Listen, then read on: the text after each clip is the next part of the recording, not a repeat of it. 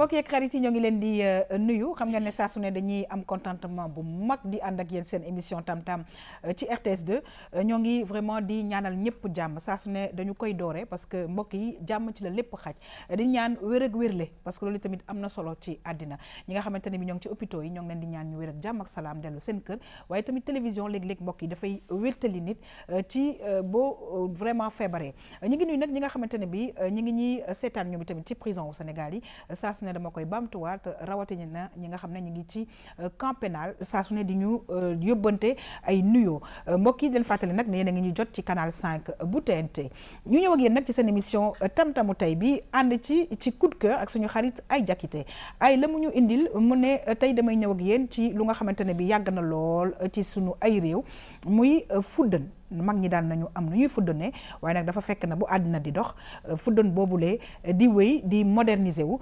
suñu xale yu jigéen yi ak léeg-léeg sax xale yu góor yi tuddee ko tatouage mbokk yi dinañ ci ñëw dans quelques instants waaye tamit ak invité mi bu ñu jógee ci loolu nag leena dama leen koy faral di wax ci bés bi dafa am ñaari rubrique parce que dafay ñëw ak ñun ci li nga xamante ne bi mbokk yi moom mooy gastro quoi que du moom mooy togg mais dañ ko jagleel tey mu ànd ak ñun ci vermicelle au poulet mbokk yi bu ñu jógee ci loolu on retrouve encore une fois Léna li muy ñëw ak ñun nag ci développement personnel mbokk yi mu am solo lool muy mbirum communication naka la ñuy communiquer kan moo war a communiquer mu nekk mbir mi nga xamante ne bi sànq maa ngi koy waxtaan ak suñu invité defe naa ne communication ci fépp la daal loolu lépp mbokk yi danañ ci am ay leeral ak invité bi nga xamante ne bi moom itamit mi ngi suñu plateau mbokk yi ñu jeexal émission bi ak vue sur la toile saa su ne invité yi dañuy ànd di ñu indil ay xam-xam ñu partagé ko ak yéen di kontaan ci seen teewaay di ci nuyu nag monsieur Makhtar Diédhiou di spécialiste consultant en communication stratégique waaye di nuyu bu baax a baax suñu xarit monsieur Badou Diaw nekk tatoueur mbokk yi ma dem régie dellu siwaat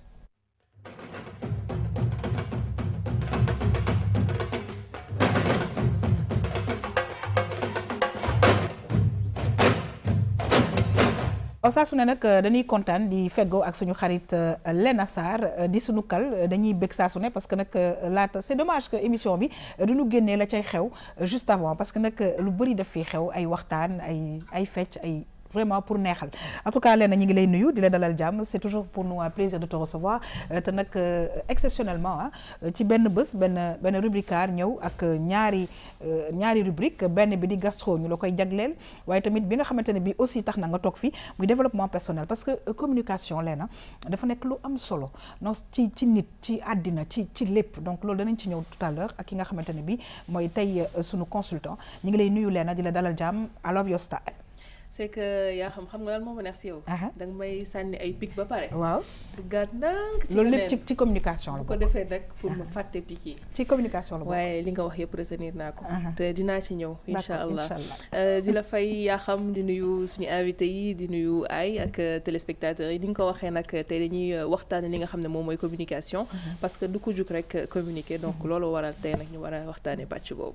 ñu ngi lay gërëm di la sant bu baax a baax Léna Sarr waaye nag di am mbégte saa su di dalal sama xarit ay parce que nag ay vraiment fashion moom boo koy wax boo yegsee si ay rek da ngay xam ne loolu la parce que maa ngi koy wax ay léeg-léeg nga ñëwal ma ay cheveux yu rouge tey dafa mel ni cheveux bu rose la ay ñëwee am ay tuuti béjjaaw en tout cas daal li ma koy waxee rek vive la jeunesse ay nga ñëw ak ñu tey nag ci lu nga xamante ne bi yaakaar naa ne mag ñeeg ndaw ñi léegi ñëpp dañ koy def te bi nga xamante ne bi tey nag ñu ko indil dañ ko moderniser ba nga xamante ne bi léegi mën nga ko def sol sa yëri tubaab mën nga ko def sol sa yëri wolof muy li ñu naan fuddal ñu doon waxee te nag xale yi jigéen ñeeg ñu góor ñi maa ngi koy wax sànq gën ko indi wax xamee ci tatouage muy ene effectivement yaa xam maa ngi lay nuyu di nuyu suñu invité yi di nuyu Léna tey moom dañoo déggoo suñuy rouge même yow sax yaa ngi ci biir gis nga télépathie mais bon voilà quoi tatouage tu te rappelles daaw defoon naa ko fii mooy vrai bi ñu doon def vrai bi waaw tout à fait ñu doon expliquer ne tatouage yu bëri na façon amoon na tatouage pour karaw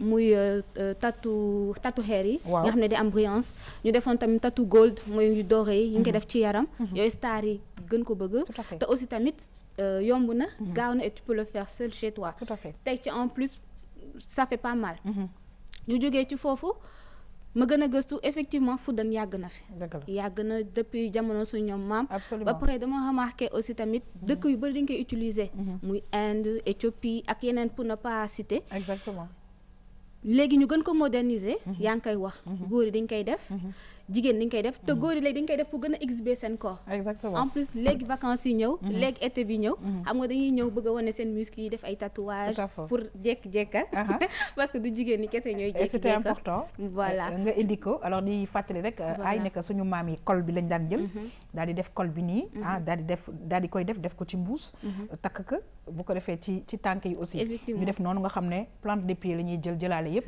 daal sunu maam yi ñoo ngi leen di nuyu parce que ñoom itamit am na ci ñu nga xamante ne bi ba léegi ñu ngi ñëw ci li nga xamante ne bi moom mooy fuddan te mu jekk te rafet lool mbokk yi dañuy kontaan saa su ne ci sunu ay invité parce que nag maa ngi koy wax sànq dañuy indil ay xam-xam waaye nag ñi ciy dalal bu baax a baax monsieur Makhtar Diédhiou monsieur Diédhiou ñoo ngi lay nuyu di la dalal jàmm sànq maa ngi koy wax nga nekk consultant ci li nga xamante ne bi moom mooy communication stratégique ñu ngi lay dalal jàmm ci plateau Tam Tam.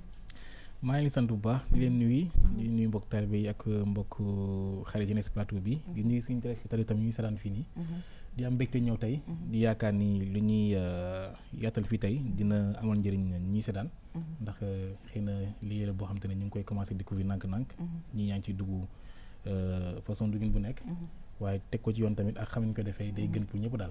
waaw loolu dafa am solo sànq maa ngi lay wax ci suuf naan la baax na nit ku nekk am liggéey bi ngay def waaye baax na liggéey bi nga xamante ne bi ngay def nga xaw ci jox tuuti sa dëkk jox ci sa dëkk nag weesuwul ñoo toog ci plateau Tam Tam partager xam-xam ak ñi nga xamante ne bi ñoom ñoo ñuy seetaan ñu ngi la ciy gërëm di la sant bu baax a baax.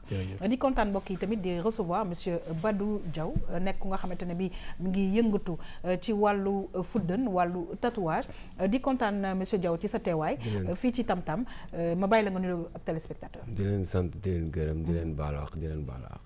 damaa ñëwoon fii pour wan leen lii fuddan ak lii tatouage moo tax a ñëw fii. très bien yow dafa mel ni sax bi nga def ci loxo bi mooy original la bi vrai bi la waay waaye vrai bi metti na de démb laa ko def oui kon de metti na baa bi ngay sangu def nga ci karité wala dara moo tax mu mel ni très bien mbokk yi kon nag gis ngeen ne ay ñëwoon na ci li nga xamante ne bi suñu xarit bi nee na démb la ko def muy vrai bi waaye tey nag bu nga xamante ne bi mën nañ ko dindi facilement mbokk yi justement ci mbirum loolu la ñuy ñëw muy mbirum fuddan tatouage ànd ci ak Badou ñu dem xool lan lañu ci ay indil mbokk yi dellu siwaat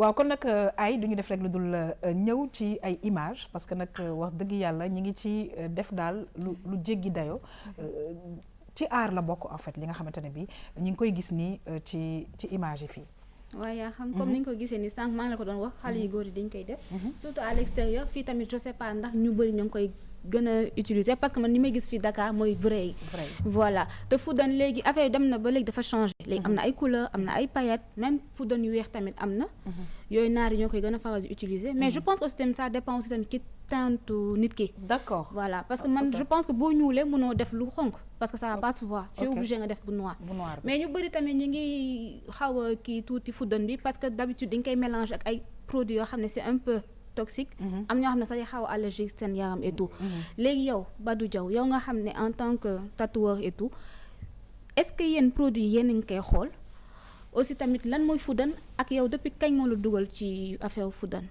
waaw man dugg naa si depuis 2001 oui sama mag moom mu dugal te ndax moom mu wax ko jàngal après ci laa jógee foofu 2008 ci laa ñuy spér lay bi nekk Sandaga lay oui sama nijaay la d'accord moom moo gën a jàngal léegi fuddan bi dafa am ñuulal am na ñuulal fuddan bi am na bu ñuul am na bu xonk am na tam fuddanu xeer comme maanaam ñuulal bi am na xeer am na poudre bi maanaam ñi muy allergie day fekk kooku day am ndoxum siti d'accord ndoxum siti boo xam ne day nekk ci yaramam du feeñ léegi kooku bu xamul loolu nga defal ko bu àggee rek bu ko raxasee si saa si mën na ko allergie boobu mooy waral mu doon ay picc yooyu bu tojee rek góom lay doon d'accord mu nekk lu xaw a dangereux quand même xaw a dangereux alors am na sama benn xarit boo xam ne xamatuma ban dëkk xaw ma Thaïlande wala xaw ma la def tatouage yi comme yii nii mais affaire bi ba fi may wax ak yow nii elle l'a toujours parce que affaire bi dafa def tache non c'est-à-dire que ni ñu ko defee woon noonu mu def ko allergie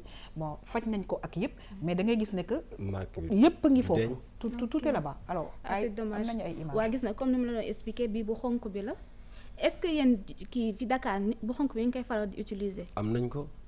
am nañ bu xonk bi am nañ bu ñuul bi. te yéen seen produit fan lay jógee da ngeen koy defar wala da ngeen koy jënd. déedéet am na ñu si defar. am na yoo xam ne dañu koy yónnee. am na yoo xam Maroc lay jógee. d'accord am na yoo xam Arabie Saoudite lay jógee. am na si yoo xam ne fii lañ koy jëndee. mélanger ko suñu bopp. alors gis nañ ne que vraiment ay façon yu ne ngeen ci def da ngeen ci def ay fleurs léegi yow par exemple boo tiimee ku mel ne loxo aay yow sa imagination ngay demee wala léeg-léeg day fa am ay commandes yu ñu leen di wax man lii laa bëgg. waaw am na ñoo xam ne dañuy toog indi seen photo na la bii laa bëgg. nga defal leen loolu. am na ñoo xam ne nag yow yaay toog xool seen loxo xam ne kii. lii nga koy defal mu jàpp ko. d'accord. am na ñoo xam ne da nga leen defal dessin fleur mooy tax mu rafet. am na ñoo xam ne da nga leen defal ay traits yoo xam ne ay band yu sew lay doon. loolu mooy génn seen yaram. d'accord. sànq yaa xam yaa ngi doon wax naan Fuddan jamono ñoom maam est-ce que Fuddan boobu ba léegi mu ngi am. ba léegi ñu ngi koy def. mooy col bi boo ma woon léegi ma kolal la tànk Fuddan la ko mbuseel la ko dem. te affaire bi ñaata temps lay jël pour mu jàpp. léeg-léeg dañ ci doon fanaan bu la neexee mën na ci fanaan mais léegi du jar muy fanaan. d'accord parce que Fuddan bi. am na léegi liquide yu muy àndal. d'accord yoo xam boo ko fuddanee pare da nga koy tay ci kawam. solo ko kawasam bàyyi ko ci. d'accord 4 heures temps 5 heures temps mën na tekki. d'accord. alors Léna yow tamit gis nga li nga xamante ne bi ci taaru jigéen la bokk surtout ci taaru africaine. parce que gis nañ am nañ même ay gox yu nga xamante ne bi yoon mel na Maroc ak même peut-être am na ay ethnie yu nekk fii yoo xam ne même ci biir ay mariage ak yooyu dañu ciy taamu jël xale bu jigéen bi defaral ko yu mel nii. parce que loolu aussi ci art la bokk. nga ñëw am imagination xool loxo nit ki xam ne ni que lii su ma ko defee dina ko mën a jàpp. je pense que aussi ci art la parce que aussi dessin la. dafa jógee nag ci ay dëkk comme Indonésie ak dëkku naar yi mais dafa ñëw ba dem bokk ci suñu cosaan aussi te je pense que Fuddan awma ci connaissance trop mais am na lu ñu wax ni que. ay vertus voilà ay vertus aussi côté même ci aada. daf ci am aussi.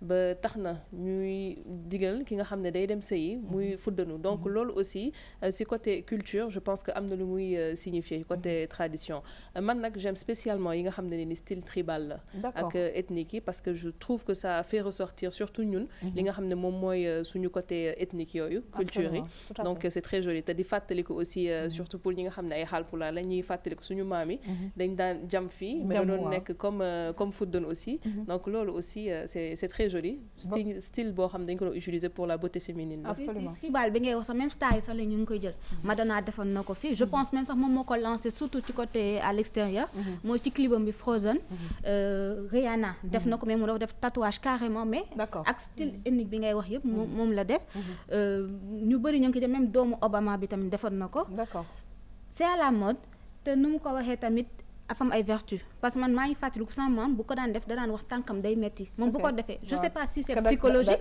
ou si réellement da ko doon fecc et tout et c'était très joli li nga koy def tamit pour soin karaw oui tout à fait boo bëggee fuddan sa kaw waaw boo bëggee colorer sa cheveux en même temps pour mu bañ muy am cassure teg ci en plus tamit pour les ongles loo xam ne day permettre aussi tamit wéy bi du gaaw a dem. absolument et gis nga ay c'est vrai que ci ongles yi tamit dañuy gis ne que yéen tamit dessin yi day dem ba ci wéy yi tatouage bi ngeen di def. waaw dañ koy def ba ci wéy mais fuddan bi comme ni ñu koy defee ci wéy yi am na si ñoo xam ni dañ lay tagal sa wee léegi wee bi day am ndoxum siti day feeñ ba ci wee bi d'accord léegi kooku bu ñëwee balaa moo teg wee bi dafa war a fuddan ay loxoom d'accord am na ñoo xam ne ñi ngi jàmbat ay mettu tànk waaw fuddan da koy dindi d'accord ok parce que buñ ko fuddanee fanaana ko seen tànk buñ yeewee buñ ko raxasee loolu mën na bàyyi très bien alors ñu gis nag nekk fuddan bi sànq wane nañ loxo yi wane nañ benn côté bi mais yéen fépp ngeen di fuddan wala yan partie la sénégalaise yi surtout di gën a bëgg di fuddan mais ñun moom wax dëgg yàlla suñu liggéey la ñuy xool parce que boo ñëwee ne lii laa bëgg ñu xam ne lii jaadu na ñu defal la ko ñu ne la lii la ak lii nga fay ñu defal la mais am na nooy ñëwee nga proposé ñu foo xam du yoon nga def ko fa ñun duñ ko nangu d'accord donc daal li ngeen di gën a def mooy loxo yi tànk yi léegi-léegi sax nga gis nga def ku def loosam fii waaw koo xamante ne bi peut-être dafay def coupe bu gàtt wala loolu parfois tamit nga gis ku ànd ak jabaram waaw ñëw imposé la na la defaral ko fii defaral ko fii defaral ko fii yow da ngay def y a des Sénégalais qui font ça en pagaille ah bon da nga koy def parce que yow doo xool loolu yow sa liggéey ngay xool d'accord yow da nga koy def très bien alors monsieur Diédhiou peut-être yow tamit nga am kàddu goo ci sànni parce que gis nañ ne que sànq ñoo ngi koy wax li nga xamante ne moom mooy fuddan mag ñu njëkk ñi daan nañ ko def d'une certaine façon mais ci lépp ci àddina de toutes les façons y a une grosse évolution mooy que léegi gis nga façon bi ñu koy defee vraiment li nga xamante ne bi ñoo ngi ko ciy def mu nekk aussi une avancée te fuddan nekk loo xamante ne bi africaine yi en tout cas ñun suñu maam yi dañ doon gis ne que nekk la jekk na rafet na mais ñun en tout cas ñi ngi ñëwee ak beneen façon. Effectivement, moi, je vais beaucoup plus m'attarder sur côté cosaan bi. Parce que boo xoolee ñun suñu cosaan par exemple c'est les Joola. C'était un vecteur de communication. Ah oui bu ko gars yi daan def. am lu ñuy waaj a xew ci village bi. wala am na au niveau culturel. ou ethnique am na luy waaj a xew. D'accord. Donc du coup boo ko gisaan rek. c'est parce que kon am na fan lañ ko daan def. Bon c'est plus les femmes mais les bras toujours wala autour du corps wala des fois seen teinture kii karaw yi. D'accord. Tout ça. Tu sens qu'il y a quelque chose qui se prépare dans la communauté, dans le village, tout ça. D'accord. Est-ce que le mi ngi am ba léegi? Bon, cosaan moom du disparaître. Mi ngi am ba léegi mais bon de moins en moins avec la tendance ak mode bi commencé évoluer très fortement avec la jeunesse. Mais comme nous connaissons, boo demee foot la même chose donc à la base c'est vraiment un vecteur culturel. Tout à fait. Et de communication. Absolument. Maintenant c'est devenu beneen dimension boo xamante ne c'est la mode. Visibilité la gën a joxe beauté bi si feeñ tout ça imposé wu ci biir société su fekkente ne tey jii nii tu es quelqu'un qui n'est pas vu auparavant boo defee yenn tatouage yi di nga mën a imposer sa par rapport à sa communauté say xarit yi nga àndal c'est une façon de d'appartenir à une société ou une communauté. Exactement. noonu lañ ko commencé orienté léegi quoi. Mais c'était vraiment un moyen de communication à la base. Alors ay mu wax tamit lu am importance. si c'était un moyen de communication. Communication aussi tamit pour embellir parce que da ngay gis tamit am na ay dames yoo xam ne dañu am cancer. ñu defal leen chimio xam nga seen bopp dootu amati karaw. juste pour décorer juste embellir leen dañuy def seen bopp bi. D'accord. parce que c'est pas comment dire c'est pas agressif. juste pour rafetal te yaa ngi ko doon wax sànq suñu maam bi dañu doon def tatouage kii bi jamu cun am na jamu cin voilà mooy fii gencive bi aussi tamit dañ koy def ci sourcil. Ah oui, c'est vrai. C'est vrai. Elle a parfaitement raison que léegi li nga xamante ne bi moom mooy tatouage bi dem na ba ci yéen. li wolof di wax yéen da ngeen koy tatouer ba mu mel ni vraiment yow teg nga crayon daal. Oui dañ koy def ndax léegi xew na moom la ñuy wax crayon make-up bi. Crayon make-up. D'accord. Ok. D'accord ci yan couleur ngeen koy defee noir bi ak noir am na marron. D'accord léegi ay mi ngi doon ñëw aussi ci couleur yi parce que xam nañ ne aîné bi yéen mën ngeen ko def mu clair noonu am na bu ñuul bi mais couleur yi aussi est-ce que sénégalais yi parce que man yi may gis le plus souvent mooy ñaari couleur yi est-ce que sénégalais yi dañ koy faral di laajte. dañ koy faral di laajte. D'accord. am na bu noir am na bu marron même original bi. am na couleur yëpp. léegi man dama bëgg ñëw aussi ci li nga xamante ne bi mooy hygiène bi. c'est-à-dire yéen yi nga xamante ne bi yéenay def aîné yi maanaam di fuddan nit ñi ak yooyu est-ce que yéen a ngi daal def attention ci parce que da ngeen di jàll ci nit bi dem ci nit bee et cetera serviettes yi surtout serviettes yi ngeen di utiliser ak matériel bi ngeen di utiliser ak yéen raxasum loxo yoog yooyu est-ce que loolu yéen a ngi ciy dëgg bu baax. bu baax ndax tatouage bi big bi. boo xasee ba jël client toog ak moom. boo ko liggéeyee pare. tête bi da nga koy wekki. Ok d'accord ça c'est important. tête bi da nga ko war a wekki. ok bu fekkee mënoo koo changer. da nga ko war a dugal si ndox mu tàng. d'accord. baxal ko si ba mu bàyyi. nga soog cee liggéey ak keneen. même serviette bi. serviette bi mënoo cee liggéey 2 personnes à 3 non. d'accord 2 personnes nga siy liggéey boo paree da nga ko yóbbu ñu fóot ko. tout le temps serviette bi dañ ko war a fóot. d'accord est-ce que léegi yow comme ni ñuy wax est-ce que art bi mi ngi lay nourrir c'est-à-dire que est-ce que yow yaa ngi ciy génn ci côté tatouage bi. waaw nga xamante ne bi yaa ngi ko def depuis 2000 ans. wax dëgg yàlla de maa ngi ciy gis sama bopp. ndax fi ma si jaar ba ak si fii nii. yëpp wax dëgg yàlla aw ma si tolof. mais yow en tant que góor amoo ci jafe-jafe. non. dégg naa si nag lu ne ba mu ciy dugg dama mu ciy dugg ñi ma doon àndal samay moroom dañ ma doon tooñ di ma wax kii dañ koy wax góor jigéen kii lii la kii lii mais loolu lépp dégguma ko ci woon gisuma ko ci woon ndax loolu taxuma woon jug man dama jugoon pour liggéey man moo si taxoon a jug te ba léegi nii dama cee gis sama bopp te yaa ngi ciy jàppale seen maa ngi ciy jàppale samay waajur maa ngi ciy jàppale samay rak di jàppale ba mu samay mag léegi yow fii ak 1 an 2 ans nan nga gisee sa bopp ndax yaa ngi ci métier bi wala da ngay bëgg a dem defi leneen. non wax dëgg yàlla fii ak 2 ans 3 ans moom bëgg naa koo teg fee dem xooliwaat leneen. très bien kon si je comprends bien kon instant yi passe-temps nga ko jàpp. voilà en attendant ba nga am lu gën. waaw léegi bu fekkee dafa am ay jeunes yoo xam ne bëgg nañ ñëw def comme yow lan nga leen di digal. waaw bu fekkee am na ay jeunes yoo xam bëgg na def comme li ma def bu dee dañoo jóg pour liggéey. dinaa leen jaarloo fi ma jaar. d'accord. bu dee nag juguñ pour liggéey xaw ma si loolu dara.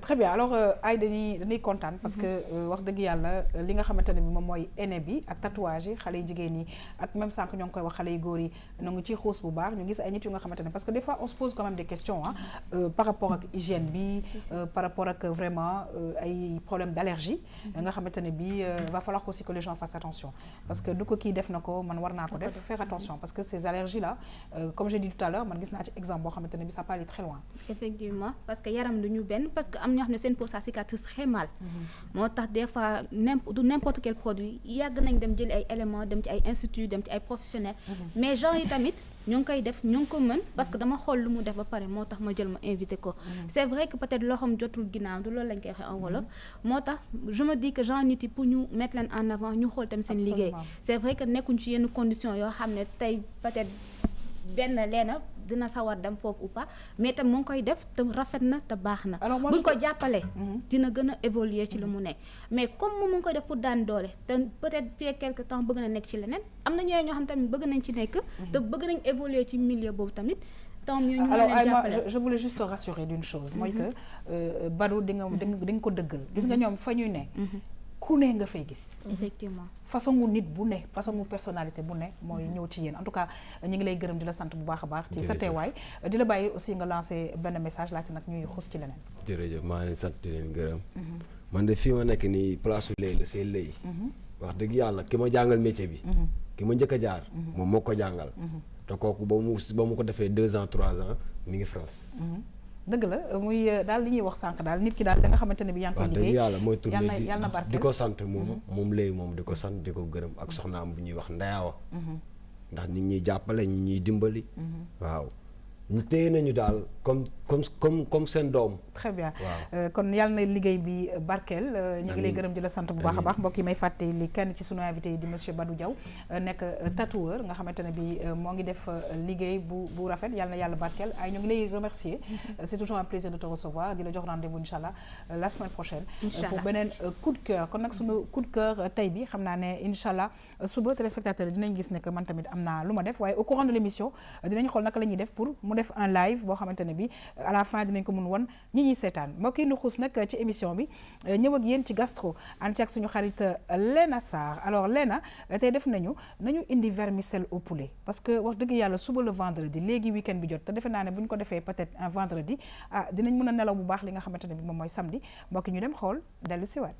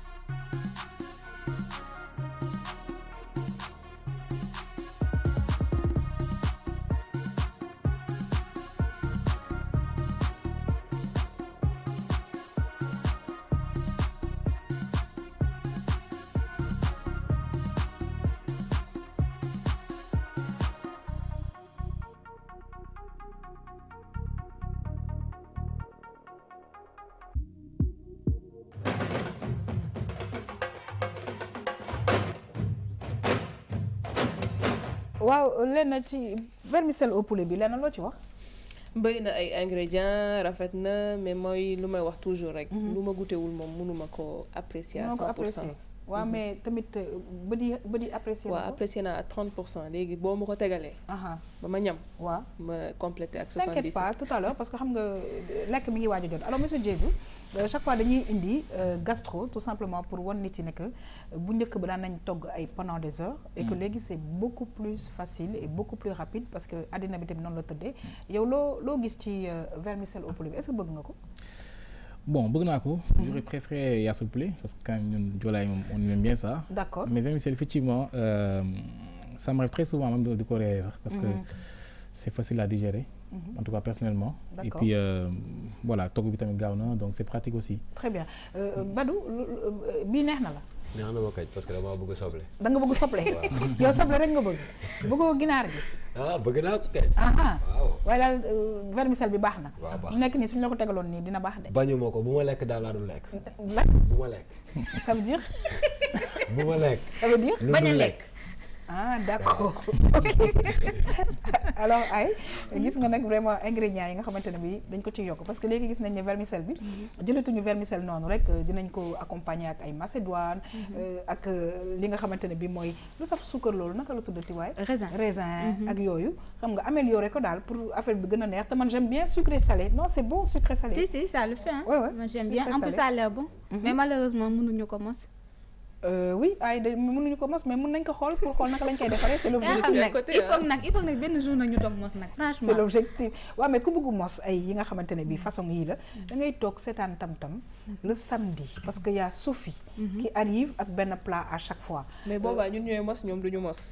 téléspectateurs yi duñu mos Sophie de man chaque fois ma tase ak moom mu nee naa ko sa kii cuisine expert man dootuma ko monter. chaque fois day jàll. waaw damay gis lekk bi et je ne peux pas goûter. waaw mais xoolal te yéen samedi bi yëpp ngeen di yeexal. bu baax léegi xool tamit baax na en tout cas mbokk yi dañuy kontaan parce que nag wax dëgg yàlla li nga xamante ne bi moom mooy gastro saa su ne dañu ñuy indil ay plats yu nga xamante ne bi mën nañ ko def très rapidement te baax na parce que dama koy wax tout le temps léeg-léeg da ngay togg añ wala reer def ay plats ba dootoo xamati lan ngay def donc RTS2 ànd ak yéen ci vraiment ay plats yu nga xamante ne bi da ngeen ko mën a togg mbokk yi ñu ngi leen di gërëm di leen sant bu baax a baax ñu ñëw nag ci li nga xamante ne bi lu am importance ànd ci ak suñu xarit Léna Sarr muy développement personnel te la mu ñu ci indil muy communication ñu ne comment communiquer ak lu tax ñu war a communiquer donc dinañ am ay éléments de réponse mbokk yi dans quelques instants ak suñu invité waaye nag dañuy xool ci biir loolu lan la ñu leen a indil dellu siwaat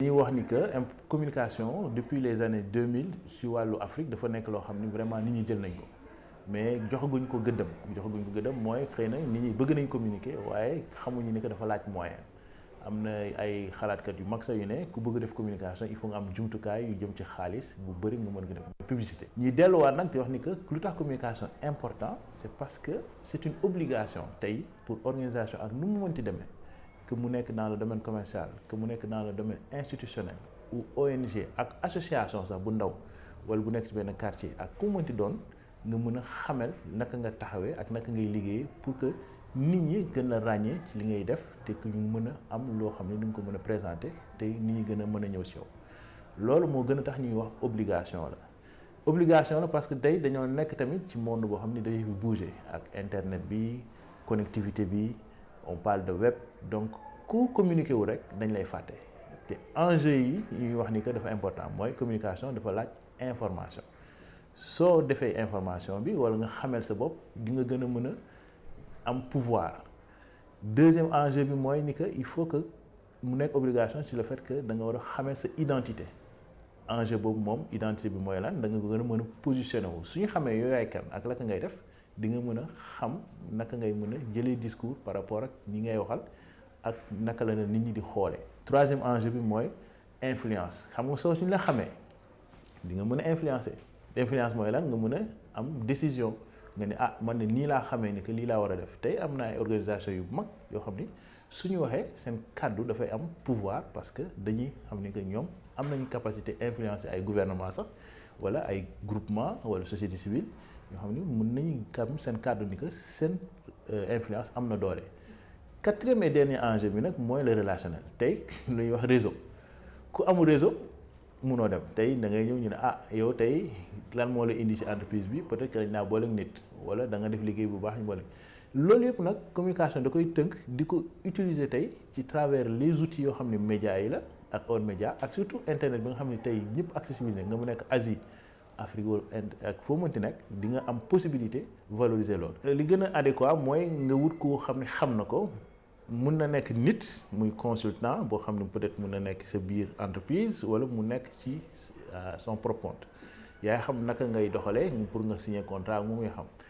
am na ñoo xam ne tam dañuy dem jël entreprise spécialisée mooy cabinet yi ñuy wax les cabinets de communication ou bien les agences de communication bëri na fi Sénégal moom bëri na agence yu bëri yoo xam ne ñu ngi fi am na ay vraiment ñoo xam ne jàng nañ ko mën nañ ko te en fonction nag léegi ni nga ko gisee ci ngay xool ndax da nga koy dénk kenn ko xam ne moom spécialiste la wala da nga koy dénk agence waaye lu mu mën di doon rek c'est que il faut que aujourd'hui ñu xam ni que tamit ak kooku mën di dénk rek marché bi bëri na ay possibilités de pouvoir donner des opportunités à chacun te nag li gën a mën nañu souligner sax peut-être au Sénégal c'est qu'il y a pas de régularisation c'est-à-dire amul loi bu encadrer secteur bi tey ñu bëri ñu ngi wax ni que way dañu war a teg benn loi mais ba léegi acteurs yi ci seen bopp teguñu benn cadre boo xam ne mën nañ ci liggéey boo xam ne peut-être gouvernement bi na ci jàpp wala ñu def benn cadre législatif pour pouvoir encadrer surtout la publicité et les orientations de communication.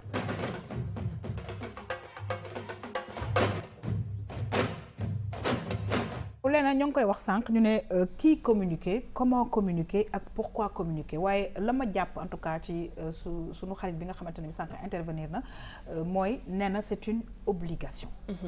Obligation la parce que entreprise bu dul communiquer mën naa ne c'est difficile que nga atteindre say objectifs maintenant comme nag suñu intervenant bi nu mu ko waxee depuis 2001 dafa nekk benn genre mode xam nga nag mode moom bu ñu ko jëlee rek ñëpp a koy aakimoo ba tax na. ñëpp yaakaar nañ ni ñoom ñoo war a communiquer alors que dafa am koo xam ne da nga ko fa war a teg pour mu communiquer tey ñu am invité annoncé woon nga ko sànq muy Mactar Diédhiou mi nga xam ne moom consultant spécialiste de communication ak stratégie tey ji man Mactar li ma la bëggoon njëkk a laaj comme question mooy tey ji kan lañu war a teg ci boppu communication. Merci beaucoup encore pour l'invitation ak cër bi et je profite de l'occasion pour saluer Charles Gueye que je connais bien et que j'apprécie beaucoup parce qu'il fait partie des personnes qui m'ont accompagné sur ce secteur-là. D'accord. En tant que professeur. Donc je suis très content de le voir sur intervenir sur ce plateau-là. wolof dégg nga. Ah dëgg la dañuy jéem. Non mais en fait bonne question. Kan la ñu war a teg ci bopp communication. dafa am solo parce que communication égale valeur. Et pour bien communiquer, il faut savoir s'imprégner des valeurs d'une entreprise, d'une organisation, d'une institution wala société si boobu. boo xamee valeurs yi xam enjeux yi xam orientation yi di nga mën a xam nooy waxee parce que c'est juste ça communication mooy ni ngay waxee. D'accord. ki ngay waxal tamit ak na ngay waxee ak moom. su ma ñëwee ci tukulóor yi su ma xamee tukulóor yi ñan lañu. ak ni ñu mel ak ni ñuy doxee war naa mën a xam ni ñuy waxee ak tukulóor yi. D'accord foog nga xam daal. ki ngay waxal ba pare soog a mën wax ak moom. C'est important. moo tax nous les communicants dañuy bëgg toujours def la différence entre le journalisme ak communication. Tout à fait. Sénégal dafa am confusion bu mag ci côté boobu noonu. Tout à fait. Les journalistes font passer une information. duñ ci yokk duñ ci wàññi. dëgg la. communication day liggéey étape bu nekk moom benn stratégie bu spécifique. pour être sûr que li muy bëgg a wax. dina jàll. ki ko jël dina ko mën a dékku te du ko am benn impact ci moom. au niveau sentimental au niveau émotionnel ak côté yëpp. kon mën na jàpp ne communication moo jiitu information boobu côté journalisme en tout cas. waaw mooy base bi parce que même journaliste sax bu nee bay jàll information ci liggéeyam dafa war a user benn étape de communication. pour li muy jàllale ñi koy déglu mën ko dékku mën a récupérer li muy joxe comme information. et tout ça mu ngi basé encore une fois sur les valeurs léegi nag Sénégal monsieur Guèye wax na ko léegi ni Charles. Côté régularisation boobu noonu boo gisee mu am problème parce que boo xamulee les vrais enjeux de la communication dans un pays dans une culture tu ne peux pas réguler. Et puis da ngay def ay beaucoup de dégâts d'ailleurs. Il y a des dégâts. Oui. Confusion yi même sax suñu autorité dañuy bëgg recruter benn responsable communication recruter benn journaliste. après léegi li ñu doon xaar ci côté communication boobu noonu. duñ ko ci am loolu dañ koy faral di gis surtout si ay yenn événement yoo xam ne nii par exemple dañuy soxla pour ñu defal leen publicité wala ñu wax ci événement boobu. souvent dañuy jàpp ne peut-être journaliste bi il est réseauté. kon dina war a mën a jël place boobu kooku ki nga xam ne moom mooy communiquer. def ko li ci gën a bari nag bu ñu paree ci loolu dañuy gis ne ni que objectif yi ñu fixé woon atteindre ñu ko. c'est ça c'est le cas je vais joxe benn exemple rek gis nga réew boo dégg ñu am na jàmm rek xamal ni ñi communiquer ñoo ko jàmmal parce que wax di nga fekk fitna fu mu nekk ci communication mu doy waar loolu nga xam ne ñiy revendiquer ñi fitna bi jóg am nañu dëgg mais nga am nañ nooy waxee ñoom ci communication ak comportement booy am booy communiquer ak ñoom ci gestuel bi ci ton bi ci contenu bi ngay waxee ak ñoom pour defal leen donte am nañ dëgg si li ñuy revendiquer de dañ lay déglu nangul la parce que lu ñu bëgg donte fitna jóg na lu ñu bëgg rek mooy jàmm gaaw ñëwaat te lépp nag mu ngi ci approche échange ak communication. waaw li nga wax dafa am solo parce que dañuy faral di gis leena 1 2 3 ñu ne communiquer léegi communication boobu comme ni nga ko waxee mën nga communiquer d'une façon bu nga xamante ne bi day taal dëkk mën nga communiquer comme ni nga ko waxee d'une façon bu nga xamante ne bi dafay apaiser nit yi kon je pense que démarche bi c'est quoi balaa nit ñi di communiquer nañ ko xëy na dénk ñi nga xamante ne bi xam nañ ko ñu étudier problème bi étudier nit ñi nga xamante ne bi ñoom la ñu war a waxal pour mun xool comme ni nga ko waxee sukkandiku ci ay valeurs pour mën wax ak ñoom. te ci loolu sax yaa xam dama am lu ma ciy dolli parce que yenn saa yi da ngay dugg ci benn organisation muy entreprise bu mu mënti doon nga laajte ana cellule communication ñu lay xoolaat ñu la est-ce que doo doon xool di directeur bi wala nga xool secrétaire bi mais souvent ce ne sont pas les personnes habilitées à communiquer du ñoom ñoo war a communiquer ba tax na léegi dañuy gis ne ni que souvent entreprise yu bari sax amatuñu li nga xam ne moom mooy kii communiquer wala cellule communication dañuy woo ki nga xam ne moom mooy consultant koo xam ne ni bokkul ci entreprise bi peut-être moom à titre personnel lay liggéey mais dañ koy woo ci parce que xelam màcc na ci wàllum communication mu ñëw ci entreprise boobu pour une durée déterminée communiquer. waaw loolu ñu ngi koy utiliser maintenant de plus en plus et puis je salue ça parce que kii nekk ci biir entreprise bi communiquer dafa am yu bëri yu muy sóoraale par rapport à son poste wala bu defee erreur tamit ndax duñ ko dàq wala est-ce que duñ ko du perdre profilam tout ça ba du tax day tax na lu mu war a def ko def lu mu war a du ko wax fu ñu ko war a waxee parce que day calculer yu bëri mais une personne externe ku jógee feneen consultant wala benn agence boo ñëw sant ko mu communiquer la dina la dimbali parce que bu lay communiquer du xool li la arrangé wul arrangé wul en fait day xool yi nga xam tey nii bu waxee à ton nom nit ñi nañ la apprécier ci ko loolu xam carrément faire la part des choses léegi nag dafa bëri façon nag on peut communiquer pour un groupe, une société ou une boîte dans le cadre d'une communication de crise ou dans le cadre d'une communication sociale ou dans le cadre d'une communication religieuse, surtout côté bon parce que Sénégal loolu lañu gën a fàtte. C'est vrai qu'il y a beaucoup d'agences mais man j'incite les gens à beaucoup plus se focaliser sur la communication culturelle et socio-religieuse parce que c'est important mooy base réew bi. parce que dafa mel ni léegi dañu am benn ba communication rek lépp lu ñu woote ak événement lu mu mënti mel ñu jël ko rek dugal ko foofu te xooluñu ban stratégie dañuy adapté ak événement type bi. voilà c'est ça loolu nag c'est notre base parce que la stratégie elle est indispensable dans ce qu'on fait booy communiquer par rapport à un contexte dans le cadre d'une entreprise toujours parce que toutes les entreprises communiquent pour une société en réalité tu peux être une entreprise avoir une cellule communication spécialisée mais toutes les institutions, les entreprises, les boîtes, les hommes politiques, tous ils communiquent pour une société. Très bien. Alors dinañu wëyal li nga xamante ne bi mooy parce que dafa am importance lool parce que dafa am ay questions yu nga xamante ne da nga ma koy bindal def point d'interrogation dinañ ñëw ci qui communique ak comment communiquer ak pourquoi ñuy communiquer waaye laata loolu mbokk yi dañu fi am benn spécialiste bu nga xamante ne bi moom dafay def mbirum tatouage te nag wax dëgg yàlla ñu bëggoon a xool fan la jëm ak suñu xarit Aïe parce que xam nga Aïe aussi dafa am son style te ku nekk na daf lay indil li nga xam ne mooy sa style ñu ñaan Aïe rek mu daal di ñëw fii toog ci place monsieur Diaw Badou bu ko defee en live ngeen gis liggéey bu xarañ bi nga xamante ne bi moom la Badou di liggéey ci wàllu li nga xamante ne bi moom mooy fuddal waaye ci biir loolu defe naa ne Léna dañuy poser waat question yi rek parce que moom moo ko bindal de kan mooy communiquer. alors kii communiquer d'abord mooy ki nga xamante ne xam na nu ñuy waxee mbooloo. ki nga xam tey nii xam na nu ñuy jàllee message wala information. d'accord ki nga xamante ne tey jii nii jox na cër doomu aadama. ci côté yëpp c'est important. gis nga loolu. donte sax li ngay wax gis nga communication dina fekk lu baax. waaw mu gën ko baaxal. fekk lu baaxul mu baaxal ko. dëgg la te loolu mu ngi aju ci kaw nga xam ni ngay communiquer nit ñi. ak seen cër bopp nga xam ne sooy wax sax dañ ki lay déglu day gis ni tu es en train de lui parler. mais tu lui adresses tout un respect dans ce que tu dis yaa ngi koy wan ni li nga koy wax dëgg la ça peut se vérifier. kon jàppee ko comme ki ngi wax ni jàppee ma comme dof kon li wax ne yenn na maanaam te nag ñi ñëpp communication tax mu xaw a sensible. nous sommes tous nous avons tous la chance d'avoir une éducation. oui de base. te ku ne sa éducation mooy tax booy wax nit ñi ci sa yar.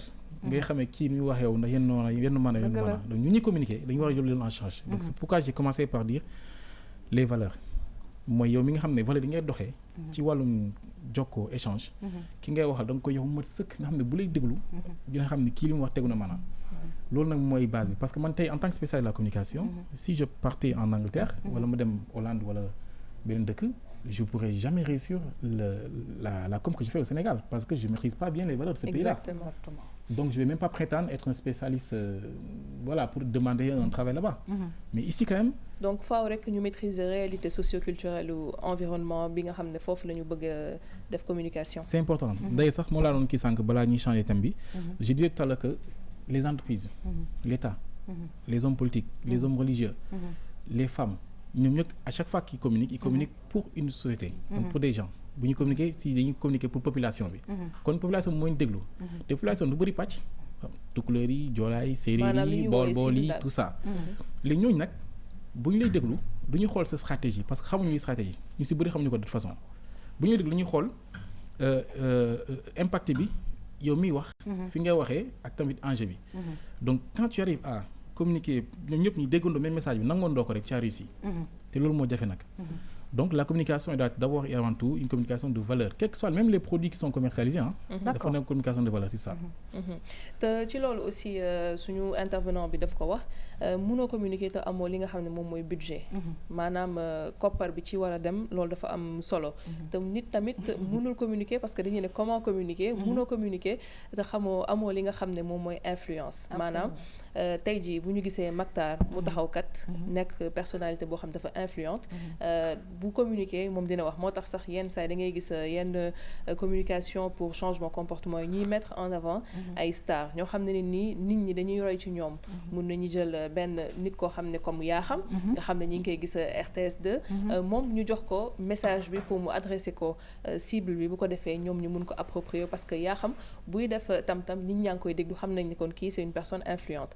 mënoo communiquer tamit te amoo réseau parce que tamit fi mu toll nii loolu moom moo tax communication di jëm kanam wala réseau moom moo tax muy jëm kanam tamit absolument budget bi effectivement c'est un élément indispensable parce que communication yi efficace yëpp mu ngi jàll parce qu'il y a eu un bon budget derrière d'accord donc xaalis def nañ ko ci ok mais je vais pas dire que c'est mën a communiquer te amoo budget du ma trop kii parce que gis nga projet parce que communication boo gis rek dafa am benn projet bu nekk ci ginnaaw absolument wala concept wala benn activité activité boobu am na noo koy teggee ci yoon muy développer nànk-nànk activité boobu mooy communiquer boppam parce que valeur yi projet bi wala produit bi yi ngay jaay wala événement bi ngay def war a porter yëpp def nga ko ci projet bi donc tu as bien préparé sa projet absolument ba tax na booy communiquer dañu rek compléter li projet bi yor et puis tamit sànq leena mi ngi wax lu nga xamante ne bi faaw tamit ñuy def attention ci loolu parce que par exemple gis nga benn yaa xam caam mi ngi tam et cetera tu te dis xam nañ ko allez hop am naa message bu may lancer c'est-à-dire que c'est des études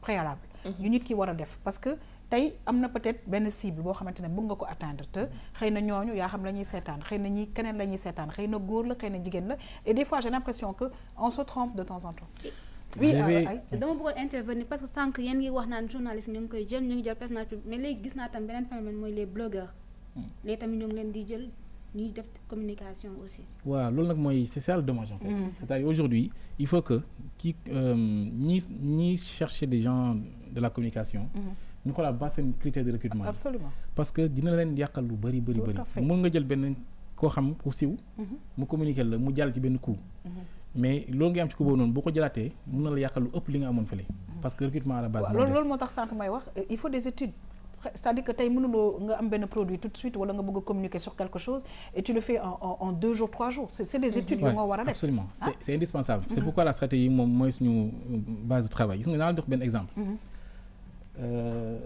on a eu à travailler pour le Magal de Touba de Daawar Diej ak Hizbut Tarqiyyah je faisais partie de l'équipe qui s'occupait de la communication Hizbu yi waaw nga baal ma dinañ dellu ci Hizbu yi waaye suñu xarit Badou mbokk yi dañu voilà dañu bëgg woon leen rek liggéey bu xarañ bi nga xamante ne bi def na ko ci loxo ay Diakité Badou mu mel ni nag nekk vraiment lii nga xamante ne bi def nga ko dañuy xaar combien de temps la ñuy xaar pour mu wow waaw lii du diire noonu. parce que bu defee benn 15 minutes rek. benn 15 minutes boo neexee mën nga koo raxas. waaw mais mu la neex tamit mën nga koo bàyyi mu gën cee yàgg. waaw nga xam ni day gën a xonk.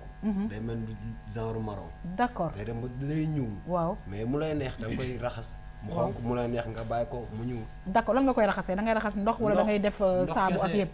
ndox kese waaw d'accord du tere bu guddee bu ay ñibbee dina mën a sangu. noonu la waaw. aha bu ko neexee bu jógee fi mën na ko raxas. bomb bu baax. du def dara. très bien ñaata temps lay durer lii nii. bu ko neexee bu jógee fii laax mën na ko raxas. waaw léegi après bu paree. non ñaata temps après ñaata fan lay def ci loxo bi. non dina ci àgg nag presque dina def 2 semaines 3 semaines. 2 semaines 3 semaines. Ouais. ah ben c'est super en tout cas mbokk yi il fallait que nag ñu won leen en live li nga xamante ne bi moom la monsieur Badou Diaw di liggéey mu nekk lu rafet lu nga xamante ne bi tey moo doon coup de cœur ay ci wàllu ene ñoo ngi lay gërëm di la sant bu baax a baax ay delluwaatal sa place bu ko defee Badou moom it jëlaat place am monsieur Diédhiou ñu ngi yeggoon ci Magalu Touba nga xamante ne bi yaa ngi nekkoon ak Hizbut Tarqiyyah. voilà ñoom dañu sollicité woon pour ñu accompagner leen ci communication bi. d'accord pour Magal Touba.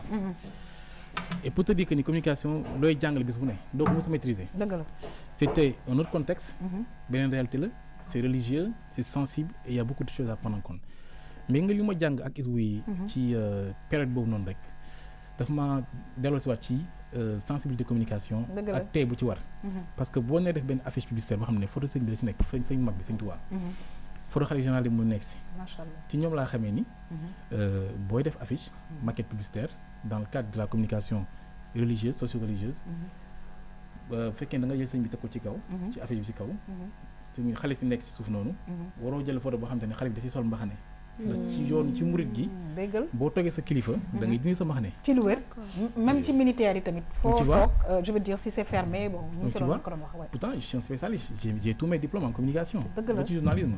mais il a fallu que ma jaxasoo la société. la religion la culture. pour apprendre d'autres choses. qui vont me réconforter dans le milieu. c'est pourquoi je dis que. les meilleurs communicants c'est ceux qui savent poser ou baser leur communication sur les valeurs. Et qui descendent sur le terrain. Qui vont sur le terrain en même temps. D'où l'importance justement yaa xam li nga wax balaa ngay def sa stratégie nga jàng fi ngay communiquer cible bi lan la gëm lan moom mooy li nga xam ne ni nga ko mën a apporter ci message bi aussi parce que loolu boo leen ko defoon noonu peut-être defoo leen ci investigation ngeen créer yenn jafe-jafe dañ koy rater en fait. On va terminer une dernière question. Voilà une dernière question est-ce que tey jii entreprise yi am na solo ñoom ñu am cellule communication parce que gis wax nañ ko sànq de plus en plus ñuy gis ay consultants te consultant boobu nee nga lu am solo la mais tamit koo xam ne ni xamul réalité entreprise bi démarré wul ci entreprise bi ba xam lan mooy valeur entreprise boobu est-ce que kooku aussi jar na ñu koy dénk communication entreprise bi tamit. entreprise bu nekk dafa war am effectivement cellule communication pour gérer les affaires internes au niveau du personnel parce qu'il y a la com interne et la communication externe. Tout à fait. Maintenant responsable de communication interne boobu noonu dafa war a obligatoirement liggéey avec une agence spécialisée parce que l'agence spécialisée a toute une équipe il y a des infographes des monteurs il y a des stratèges il y a des marketeurs am na infographes ay monteurs ay ñi def marketing ñi def promotion en fait c'est tout un groupe ay spécialistes yu regroupé wu nekk ci benn agence de communication. mais ci spécialiste yooyu sax est-ce que amul koo xam ne ni moom spécialité moom mooy relation presse maanaam moom moo war a jokkoo ak waa presse am koo xam ne relation publique la am koo xam ne ni peut-être bon ci communication de crise la war a xelam gën a màcc tamit. loolu moo tax responsable communication bi ci biir entreprise. war a liggéey agence parce que agence am na loolu lépp ci biir. d'accord pour porter tout ce message là. en tout cas mbokk yi dañuy gërëm di sant bu baax a baax vraiment Léna parce que nag question yi nga xamante ne bi sànq moo ngi koy posé suñu invité di Makhtar Diédhiou tontu na ci mu nekk lu am solo kan mooy communiquer naka la ñuy communiquer ak lu tax ñuy communiquer mbokk yi moom importance parce que même ci biir ménage yi je pense que il faut apprendre à communiquer je pense que lu bëri lu nga xamante ne bi dafay yàqu manque de communication ak communication boo xamante ne bi jaarul yoon mbokk yi looloo koy indi en tout cas am nañ ci ay leeral ñu kontaan loolu mbokk yi ci ki nga xamante ne bi Léna invité woon na ko tey monsieur Makhtar Diédhiou di spécialiste consultant en communication stratégique mbokk yi duñu def rek lu dul jeexal émission bi ak vue sur la toile.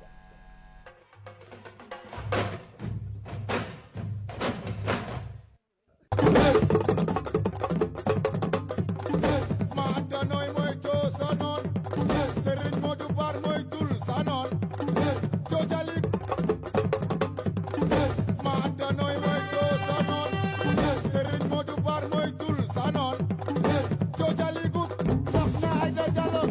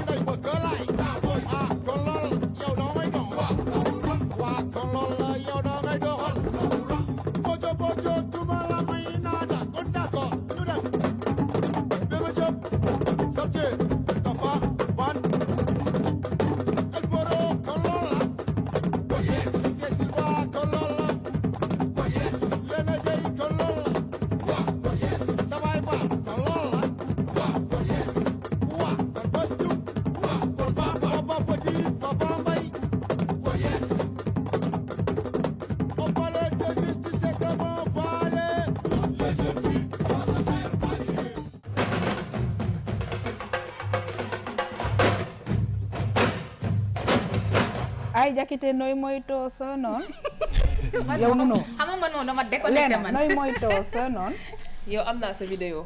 waaw d'accord mais yow wax ma rek nooy moytoo sa noon lan la ñu wax.